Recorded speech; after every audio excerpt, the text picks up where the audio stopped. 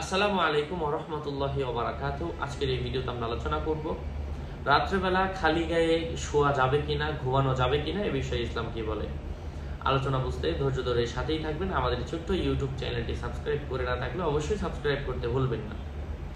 রাত্রেবেলা খালি গায়ে শোয়ার বিধান কি, এ বিষয়ে আমরা যদি বিভিন্ন উলামায়ে কেরামের বক্তব্য দেখি, বিভিন্ন ইসলামিক স্কলারগণের বক্তব্য ফলো করি, সেক্ষেত্রে কেউ কেউ বলেন খালি গায়ে শুলে নাকি অন্তর থেকে নূর চলে যায়, এই জন্য খালি গায়ে না ঘুমানোটাই ভালো।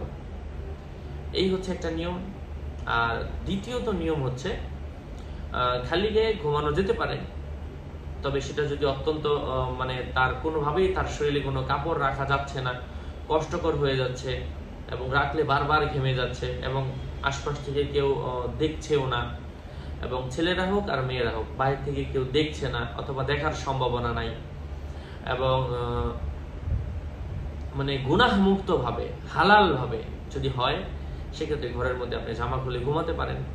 তবে অন্তত পক্ষে শরীরের মধ্যে পাতলা একটা জামা হলেও রেখে দেওয়া, একেবারে শরীর খুলে উলঙ্গ অবস্থায় ঘুমানো কোনোভাবেই আসলে এলাও না, কারণ কার মৃত্যু কখন আসে বলা যায় না।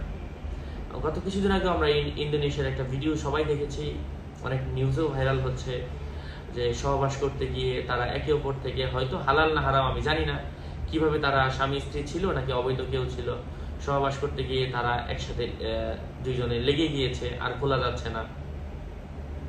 তারা বিভিন্ন দোয়া দৌদ করছে, তারপরেও কাজ হচ্ছে না, প্রচুর পরিমাণে রক্তপাত হচ্ছে। হয়তোবা আপনারা সামাজিক যোগাযোগ মাধ্যমে ভিডিওটা দেখেছেন। এই জন্য আসলে বিপদ কখন আসে বলা যায় না, এই জন্য না শোয়াটাই ভালো। এটা তো এই যে ইদানিং 2-3 দিনের ঘটনা আমি বললাম, এই জন্য আসলে না শোয়াটাই ভালো। আল্লাহ পাক আমাদেরকে বোঝার তৌফিক দান করেন। আরো আপডেট পেতে আমার সাথেই থাকবেন। আসসালামু আলাইকুম ওয়া রাহমাতুল্লাহি ওয়া বারাকাতুহু।